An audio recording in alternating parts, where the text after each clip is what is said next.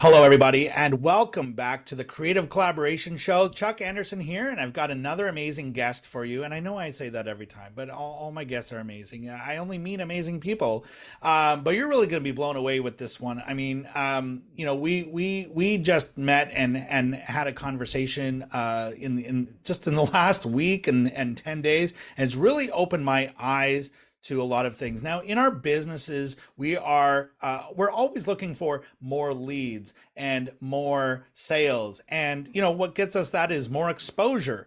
And today we're going to be talking about not only how you can get more exposure, but how you can actually access and tap into some free advertising money by taking advantage of some real cool opportunities out there in terms of structuring and entities and all sorts of things. Not to be scary about it, but I'll let him. So I have Ken Krell here with me today, who is an expert in these things and just an all-around fun guy to spend some time with. So Ken, welcome to the show.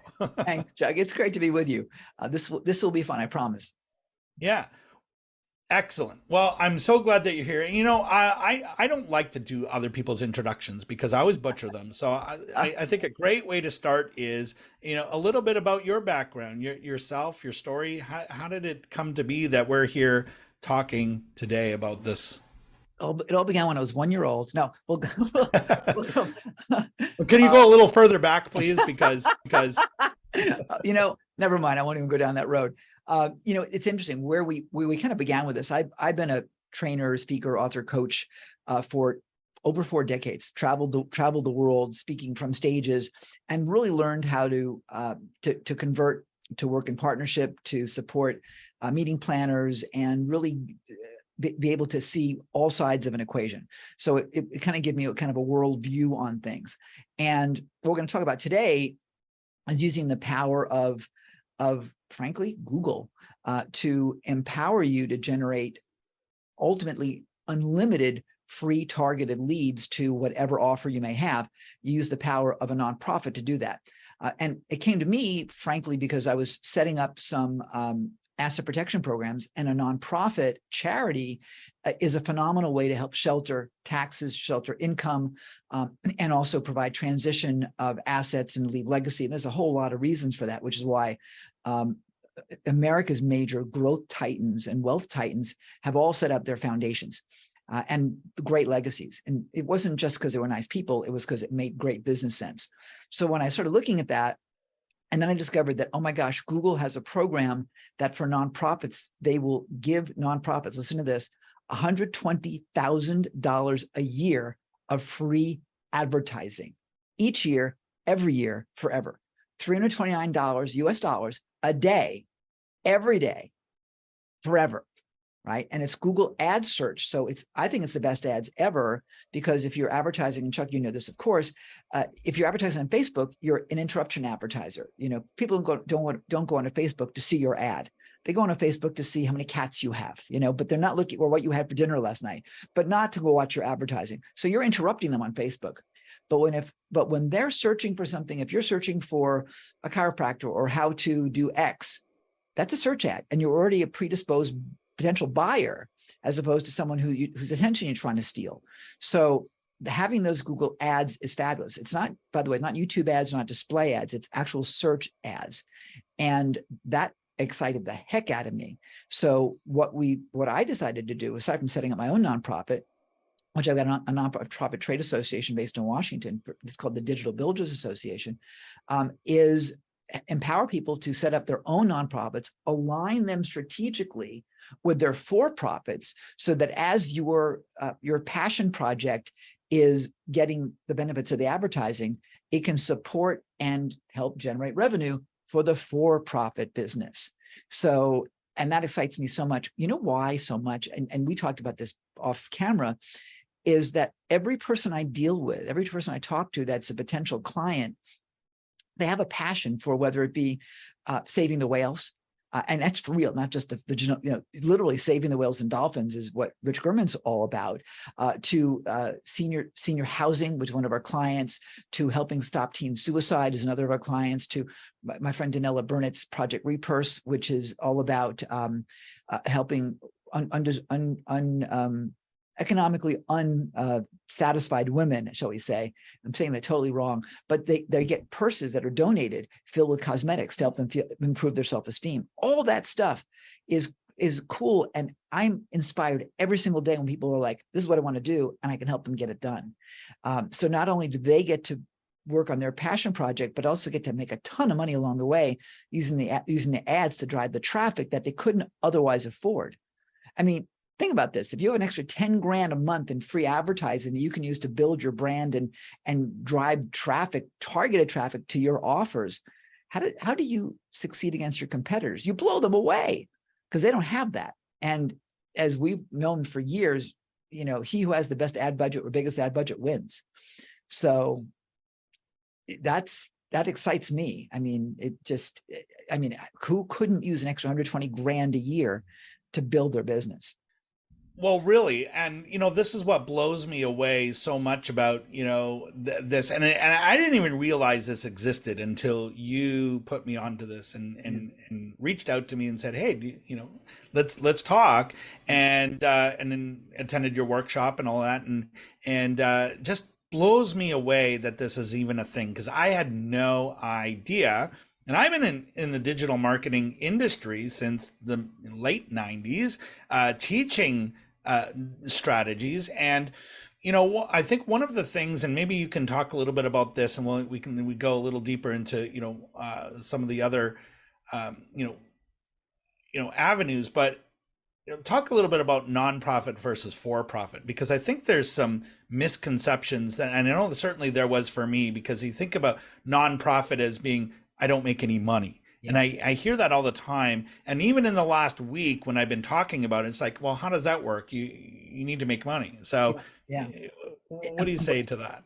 Oh, I'm delighted to answer that question. By the way, my first job after leaving university was running the Cystic Fibrosis Foundation in Massachusetts as their acting executive director. So, here's the thing. How can they pay my salary if they don't have some kind of a business? So a nonprofit to me is two businesses. Number one, the first business is the mission and what they're supporting. So again, whether it's the environment or women, battered women, or whatever it may be, right? Even if it's just awareness about alcoholism, whatever is going on, that's the mission. Business number two is creating the money to pay for business number one. And so my focus is on business number two. The mission and all that service stuff, everyone's got a different story, right? But the raising money is the same. It's a business. And so that's the dynamics of the nonprofit. And so nonprofit's a great concept, but a really bad business model, right? Your for-profit business is going to be the tax business. You get taxed on the business, your coaching program, your roofing company, your law firm, whatever it is. The nonprofit is set up as a tax benefited organization, no matter what country you're in. Whatever country has the benefits for that. Canada does, Australia does, US, and so on. And by the way, Google serves over 50 countries with this nonprofit thing. They've done over $15 billion over the past, since 2003. So it's a lot of years, not going anywhere soon because they take the write-off. So the nonprofit gives you the tax benefits, which is of course very advantageous.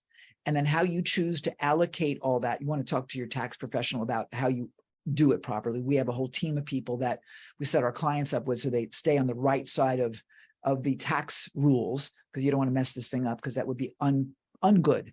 I like that word. Ungood. Ungood. Yeah, that would be ungood. Yeah. So that's the dynamic. So with a nonprofit, it's got to be run like a business, because you're going to potentially have clients. I mean, if you're running a nonprofit, you can be an employee of the nonprofit. You can be paid a salary. Now, if you are paid a salary, you're going to pay tax on it, right? But the nonprofit can do a number of things as a business could in terms of taking expenses. And the way we put it together, Chuck, is, I think, really cool. So the nonprofit will run as a lead generator for the for-profit. The nonprofit can run trainings and education and charge for it. And the money that's paid to the nonprofit is kept by the nonprofit, tax-free, because it's in the nonprofit. But guess what? If you're delivering a training to, let's say, divorced women that are restarting their lives, right? Then you deliver that training. Maybe someone pays $27 for it. Maybe they come in for free, whatever it is.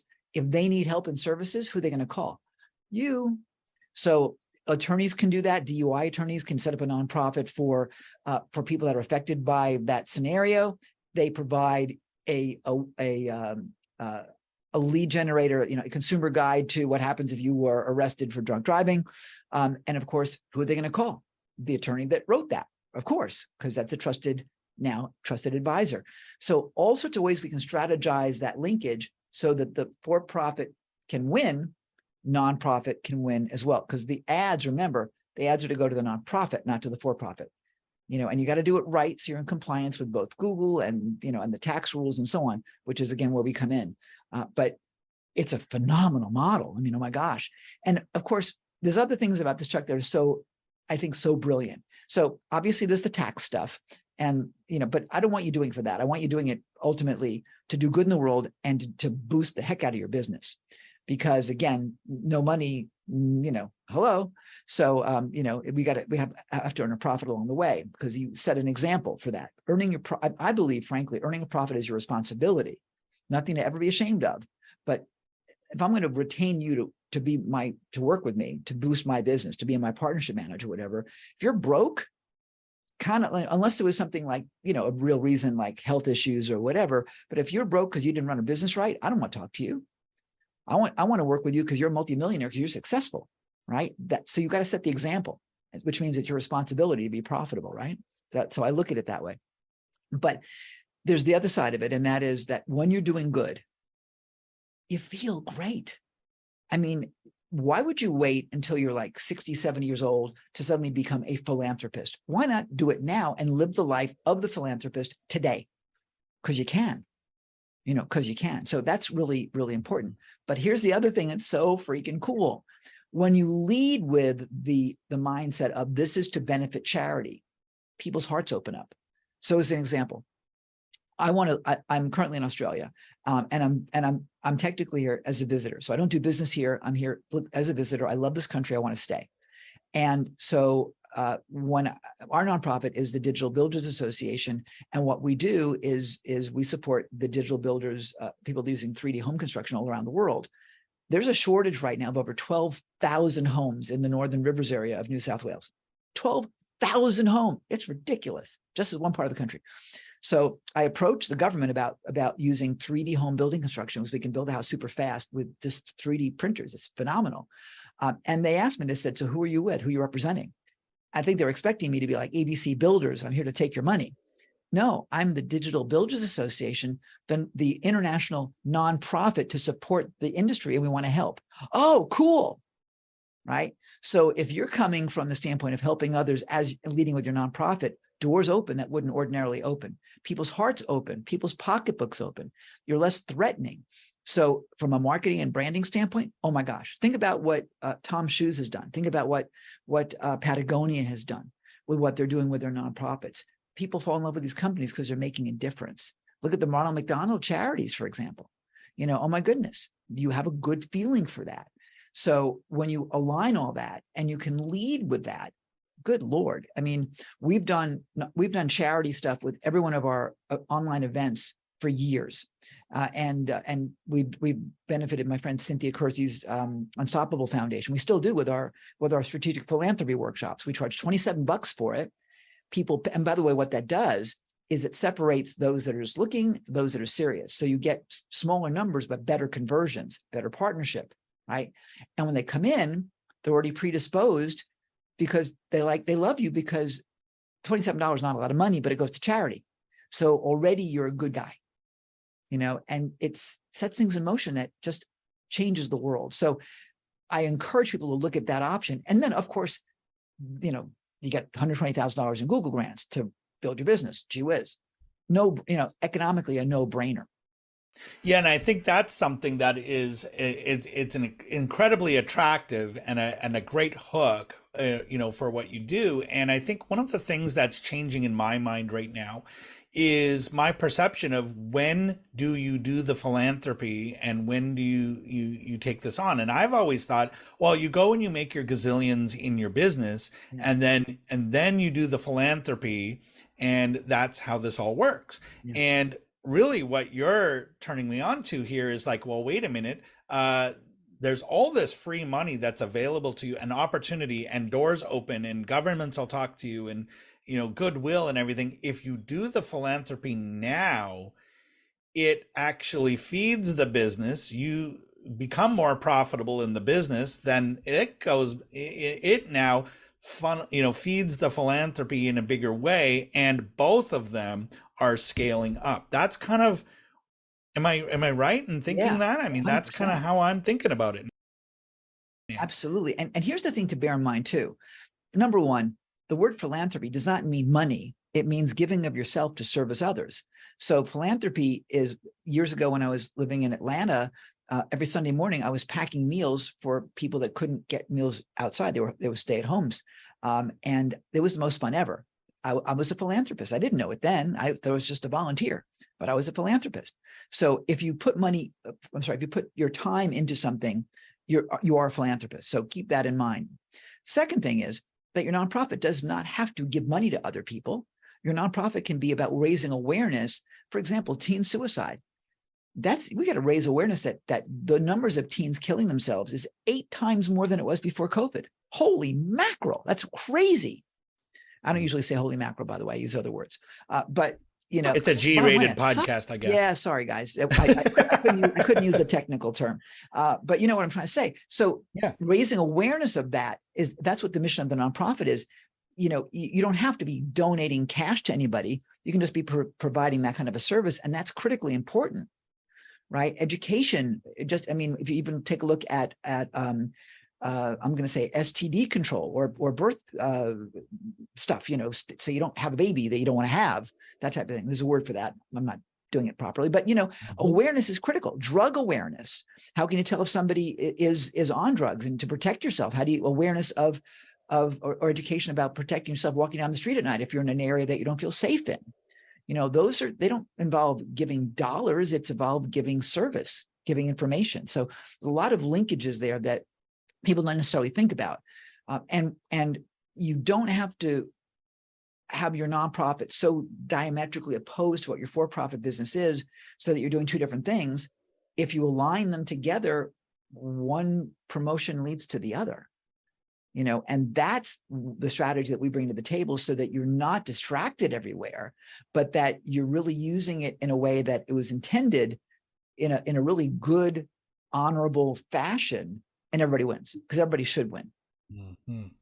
Yeah, and who wouldn't, when you realize that these opportunities are available, and like you said, like, people do treat you different when you say that you're representing a nonprofit, and they automatically think charity, which isn't necessarily true. It's like if you see someone wearing a white lab coat, you assume they're a doctor. Right. They might not be one, but they assume it. And I think, that's part of the goodwill that kind of happens, is when you position yourself this way, response rates go up, the trust factor goes up, but you are doing good. And like, to your point, it's not always about giving money, but it's about creating awareness, or, something that is benefiting society or the world in whatever way that it does that. Yeah. When someone tells me that they've got a nonprofit, immediately they're elevated in my mind for a variety of reasons. Number one, I think they're more successful because they've got that.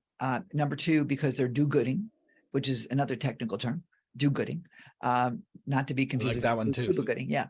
So, and that's a good thing. It's like, wow, if someone cares enough, there's just a nicer part of that person that will do things. And that positions people, I think, in a much better way. So I think everyone should have that pet project. And by the way, you don't need to have just one, you can have more.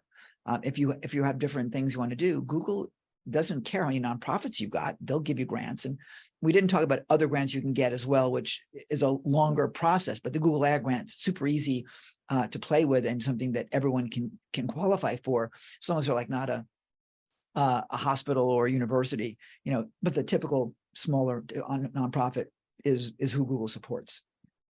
Amazing. So, we've been talking about this and hopefully educating some people that didn't realize that this opportunity existed, Yeah. or had, just like I did, a different perception of what it meant to be a nonprofit, and how nonprofits can and for profits can sort of work together in harmony, I guess, for the lack of a better word, but it sounds pretty harmonious. Yeah. And so now for everyone listening in, they want to learn more. They want to take the next steps in figuring out, like, what would they do for a nonprofit, and how could they position that for their current business, or maybe some idea they've been carrying around with them for the last couple of decades. I mean, what are their next steps? What are they? We don't want to oversimplify it, obviously, because there's rules and things that you need to be Yeah. aware of. So So what are the I'll, the best or logical next steps? I will share with that with you. I thought you'd never ask. So, kind of in my mindset, we have a kind of a three-step ready, set, go process. And the first step is you strategize. You got to, and I'm going to say this from the you've got to. Of course, we provide all the services, so I'll dial that in a bit. But inevitably, the first thing that we want anyone to do is create the strategy of what is the nonprofit going to do, what's their mission, so that it's synchronistic, big word, to link with the for-profit. So you're not distracted, so that you really are a lead for one is a lead for both. So that's really important. The other thing is that we want you all to strategize with a tax professional, so that as you run the business of the nonprofit, you can take the best advantage of the tax opportunities as possible, staying within the confines of all rules and regulations. Because if you abuse it, not a good thing. And we don't want that to happen. We don't want you to get shut down. We don't want anyone to be in problems. And you can be if you do it wrong. So the first step is to strategize. Second step is, once you know what you're going to do, then set up the actual nonprofit. And what you're looking for in the US is to become a 501c3 nonprofit, which gets you this form. This document. That's the designation from the IRS. In Canada, you get a nonprofit number. To get that nonprofit in the US will take anywhere from 3 weeks. I got mine in 3 weeks, which is ridiculously fast, to 3 months or more. You want to be on the fast track version, not the longer version. And there's reasons for that, but we'll dive into that later. So then you get the nonprofit. While you're waiting for the nonprofit to be approved, and there's no reason why they shouldn't if you do it right, then you build out your website so that when you get the 501c3 paper that I showed you, then you can apply for the Google grant. But Google will not give you the grant unless you have a website that is in complete compliance with their guidelines. And just wink, wink, FYI, what Google says on their website as to what the requirements are not everything. Just so we're clear. I mean, surprise. So, we've had to learn over the years, like, how do you make Google happy the first time? So now, like, one of our last clients we got them approved in 5 business days. So, because we know what they're going to ask for. But if you don't, you'll go back and forth. They won't necessarily turn you down forever, but you're going to be, and they won't tell you why, by the way. Classic Google. It's like how Google ads work. It's like how everything works at Google. Yeah. It's like, hey, come do this thing. Here's a little bit of information about it, not everything. And we want you to kind of figure out, because you should know. Yeah, exactly. Exactly. Of course. Yeah. So anyway, that's the process. And then once you get the ad grant, then you got to manage it through and optimize and tweak and all this business. Now, between you and I, Chuck, I'd rather get a root canal. I do not want to do that at all. I never made money with Facebook ads ever. By the time we figured out the Facebook ads, we ran out of money and ran out of time. Good news is with Google, you got plenty of runway on that, because every day you got a new budget, which is kind of cool. But what we've done, of course, is we do all that work for our clients or for you, so that you don't have to deal with it. Because again, I want everyone to do what they're best at. And I'm telling you, I am not best at, I don't want to do those ads. I'm a speaker, I'm a presenter, I'm a marketing guy, I'm a visionary. I'm not the analyst of, did this thing convert at 17% or whatever, I want my geniuses to do that for me. So we've got a team that does nothing but specialize on, guess what? Google ads. And they're different than regular Google ads. The ad grant ads there's different requirements. So you've got to know what you're doing. Otherwise, you, again, end up in a world of hurt. So you got to make sure you're in compliant. But that's all the things you want to do. Totally doable on your own. You don't need me to do it for you. but of course we want you to, because we're in business. It's something that people can do on their own for sure. And I think everyone should have that nonprofit set up. I think they should do it right, obviously, and make that difference all the way down the line. Amazing. Well, I mean, one of the reasons that I invited you to do this, first of all, I think this is just an amazing opportunity that, I mean, it's opened my eyes to something that I should go ahead and start doing now. It was always something I thought I would do later, but I can see now there's an opportunity to do it now. And, you know, the theme of our show is collaboration and partnership. And one of the reasons why I invited you here is I see you as a great person to collaborate with. Look, you have two paths in this. You can go do it yourself, kind of figure everything out, and you can do the ping pong or the tennis or whatever with Google. I've done it with their ads. It's like, you know, they don't tell you everything, and that's, you can do all of that, or you can just go to someone who knows what to do. And that's you and your team. And so, of course, we have all the things beneath this video on how to connect to it. And we're going to ask you about that here in just a moment. Sure. And if you're listening on podcast, all the links are there as well. But I always think of, building a business like a puzzle. And sometimes we have a missing piece of the puzzle, like we need more leads, or we need more sales, or we need more of this, or we need more of that. And then, who already is an expert at doing that, and can we collaborate? And as a reformed do-it-yourselfer, I now look for who can I partner with or connect with or collaborate with, or there's so many different ways to collaborate with someone to bring in that missing piece of the puzzle. So my first question to you is, how has partnerships and collaborations played a role in your business or businesses and your journey? I couldn't do it without partnerships. In terms of the journey, it's a fabulous question because I've been the guy that wanted to do it all myself. I'll tell you, when I stopped speaking for other people and started to go out on my own, I had no list, I had no community, and because everything I had was invested in real estate, I had no liquidity. I mean, great net worth, but there was no cash because it was all in property, right? So what did I do? I created my first, now today we know these are summits, but I created my first multi-speaker event over 10 weeks. And I joint ventured with other real estate gurus that had lists. So I piggybacked their list, their notoriety, knowing who I was. I mean, I knew I was an expert, but you don't even have to be. So I partnered with these guys, and over just a few weeks, I went from 0 to like 14,000 people on my list, and on, and made all sorts of money. And that's how I began. And I still do that today. And with respect to what we do here at 123 Nonprofit, most of our business has come in through referrals, and we pay them. Of course, we pay very well because we want to keep people excited and invested in what we do. But to do this on your own is harder, right? And to go faster, you leverage other people's time, energy, effort, audiences, enthusiasm. I mean, just this conversation, Chuck, you're so good for us because you're already telling your audience, this stuff's great, guys. So we already have an endorsement, which is more powerful than having that cold lead where no one knows you. So there's a huge advantage to that. And I tell you, businesses are built using the power of those relationships. And if I could jump in for a second in terms of strategy here, the most important thing you can do in a relationship is keep your word, right? Is just don't fake around. Tell the truth. If your list is only 27 people, tell them it's 27 people. But those 27 people bought Boeing 787s. If you're Airbus, you want that list. You know what I mean? So you got to just be really clear about who they are, what they'll do. So deliver, be honest. And the other side of the coin I'm going to say is be fun. Don't be a dick. Be fun to work with, because we do business with people that we know, like, and trust. So if you have a great relationship and maybe there's something doesn't go right, an email doesn't go out properly, or something happens, the relationship will survive because you've got that gravitas built in. So when we talk about partnerships and you're a specialist at this, it's important. It's really important that you are someone that's great to work with, because guess what will happen?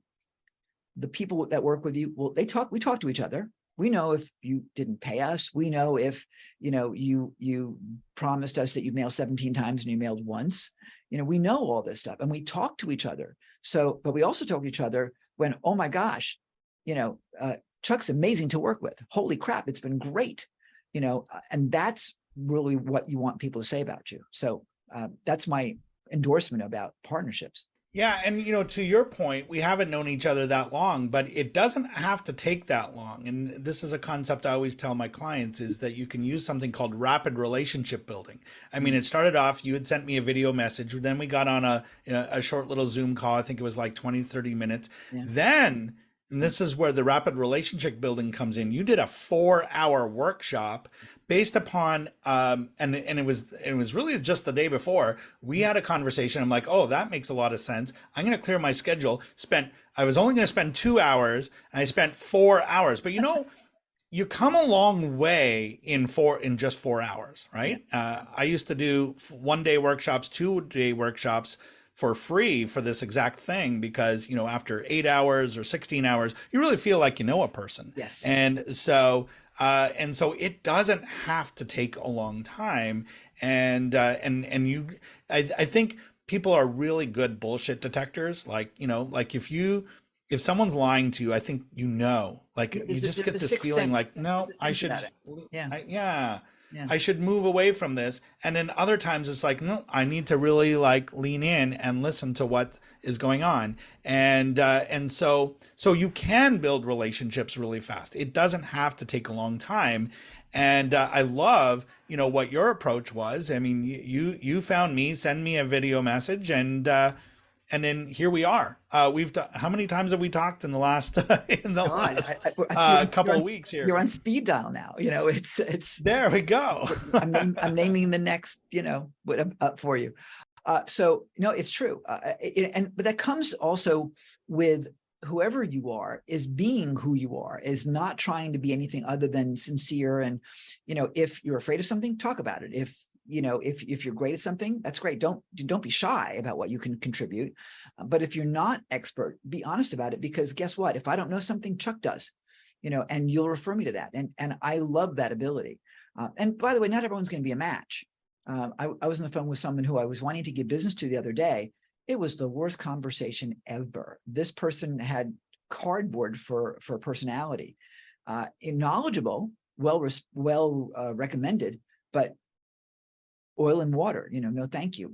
So there's not everything. I just finished a call before we got on with this with a woman named Susie Pruden, who is, I'd known of her. We finally got on a call, and took years to get this call put together because she had some health issues and all this dynamic, but we're on this call today. And it was like within seconds, long lost friends. I mean, just long lost friends. We've already booked 2 events together already. And I literally had to say, Susie, I'm meeting with Chuck. I got to go. And it was a 15-minute call that went 45. That's the way we want to build relationships. Not like, gotta go, but, oh shit, I really have to go. I got to go somewhere else. It's that scenario. And that's what makes it fun. I mean, we started just behind the scenes, you guys. Chuck and I were I had to say to Chuck, I got a limited time. We can't keep talking. We got to record because we're having so much fun. That's the key to a great relationship. Absolutely. When you're looking forward to the next meeting and you do lose track of time. Yeah. Exactly. But you made a point. I want to go on for a second. I'm sorry to interrupt you there. Mm-hmm. Not that sorry, but I'm sorry I interrupted. So you'll pay later. Yeah, I probably will. So here's the thing about events, and I love events. And the primary reason, and you hit it on the head, is that when you're in an event, number one, your audience is interviewing you and they're watching to see how you perform. But guess what? If you're doing any kind of a program where you're going to work with people for long term, and my program is 2 years, I want to be able to see how you react to me. So I'm interviewing you too. And when you're on camera and I'm seeing you're nodding and you're into it and you're leaning and you're smiling, I'm like, yes, great. But if I'm seeing someone at a 3-day event, for example, that monopolizes the chat with stupid questions, which takes us off track, and those people, the annoying ones, there's no way in hell they're going to be in my program, So they don't know they're being watched, but they are, and my coaching team, AKA the sales team, they will also tell me, Ken, please, for the love of everything holy, do not let them in. They will. They miss a commission on that, but guess what? For the integrity of the group, so I love events because we can vouch them. In a sales call, they can bullshit easily enough, and get in. But in an event, we see you. We see you, and that's what I love. That's why I like small events. Our workshops, the one you were at, had like 8 people in it or something. You can't skip that out. We see that, and it's wonderful. So there's a big power to that. I've been an events guy for years, so it's kind of logical for me. So it's a kind of a secret weapon, and we teach that, by the way, at our workshop. I love all of that, because in a workshop or in an extended call scenario, people can't really hide from who they are. I mean, they might be able to do it for 5 or 10 minutes, or maybe even if they're really skilled, 20 or 30 if you're on a one-on-one. But for that long prolonged period of time, they're gonna show up as who they are. And Yeah. I like that, because you can use it as a filter. And I have taken money from people who really wanted to hire me. And I'm just like, I just got that feeling, but I let them in anyways. And it was painful for both of us. So now it's, Your arm off. if it's not a hell yes, it's a hell no. Yes. Yes, exactly. Yes. Yeah, Yeah. because you're waiting for it to end. And that's not how a relationship, Should never you know, be. should ever be. Should never be. And so I want to say, speaking of the workshop, because we want to make sure that we invite people to it, and I highly recommend it, because I'll tell you, and I'll just tell everyone here, when Ken invited me to it, he told me it was 4 hours. I said, well, and it was like the next day. I'm like, well, I can do it for 2, and I will have to watch the recording later, and so I got in there. I got to my 2 hours, there was a very convenient pee break there, and or a coffee break, whatever, bio break, whatever you want to call it. And then I'm like, you know what? I'm coming right back. And I was there for the entire 4 hours. And as a busy business owner, you might think, am I really going to carve out 4 hours for this? But like, when you learn about, the structuring and how a nonprofit and a for-profit can work so well together, and this opportunity to get basically free advertising money from Google, it's really hard. And so I guarantee you're going to love every minute of that workshop. I know I did. And so we've got a link to it beneath this video and in the podcast show notes. Ken, anything else you want to say about your own workshop? Yeah, thanks, Chuck. Well, first of all, you're not alone. For years, I've had that kind of response to any of the events I've created, which is really humbling. There's Tony Gittles was one of my students for years, and Tony came into my 3-day, and she said, I'm only going to stay for like the morning of day 1. Well, stayed the entire 3 days. It happens. Just so when someone says, yeah, I'll come in and show up like you did, I'm like, yeah, okay, fine. And they stay, because aside from the fact that it's fun, when we deliver a program like this, it's content. One of the things I teach is teach it, and even if people wouldn't buy your program, they can still be successful. Don't make them wrong, empower them. Because if you followed what I taught you in the workshop and you did it and it worked, and you tell me about it, you're a testimonial, for God's sakes. You're still an asset. You still help me. So, and you helped others. So why wouldn't we care? That's how you tell, I think, a real professional. Anyway, the workshop is a fundraiser. So there's a tuition for it. It's $27 whopping dollars. And we do that for a reason. And number one, it's to separate those that are serious from those who aren't. If you pay $27, first of all, all the net of it goes to charity. But moreover than that, of course, it does set the tone for everything we've been talking about. So we demonstrate what we do, and we teach you how to do that. But also, they'll show up. There's closer to an 80% show factor versus 20 to 30 on a free webinar. So you'll get smaller registration numbers because some people won't pay the $27 for whatever reason, but they show up and they're more qualified. And again, because it's a nonprofit, you come with the mindset of, oh, this is nice, we're helping people. So it's a model. Even if this doesn't interest you, watch it to see how the model actually works and how you can apply it. And 4 hours, yeah, it goes by fast. It really does. And I'll tell you, I tried doing it for 2 hours just before this. No, I can't do it. There's too much to deliver. And there's way to pare it out. There's too much, because it's foundational stuff. How do you create the what I call premium value, high ticket offer, so that you have something to sell that will make you a lot of money? How do you create a sales process, which is this workshop, so that it makes it a logical conclusion that they'll come work with you, and it's effortless. and then of course, what's the whole nonprofit component? How do you get the Google Land Grant? How does it work? How do you put them together strategically? So all those three pieces take a while to do it right, So I would say clear the calendar, invest the $27. We know you blow $27 on stuff that doesn't mean anything. This will change your life. So that's my invitation to the actual workshop. Wonderful. Well, I again want to repeat my invitation and get people to look just beneath this video because the link is there. And if you're listening to this on a podcast, it's in the show notes there. All the links are there. So time well spent for sure. So Ken, this has been an amazing journey. I know we could probably go all day with this. And it's easy for me to kind of like being a seminar guy and you're a seminar guy. Like it's like we go into training so easily. It's easy to do that. But we'll end it here. And so but just before we sign off, I just want to ask you, because I asked this and it's kind of become a social experiment. Yeah. I used to just ask this question just because, and I thought, oh yeah, I'll get the typical answers, but I don't. I get a different answer almost every time. And that question is, if you could recommend just one book, just one must-read book. Oh, look, you're already prepared. Look. Yes, I am. So he just happens to have it there. So tell us about your book. I love this book. It's Dr. Benjamin Hardy's book, 10X is easier than 2X. And it is a life-changing book. And when I mentioned it prior to, Chuck's like, yeah, one of my favorites too. And the reason why, now I do all my books on the iPad because I travel a lot.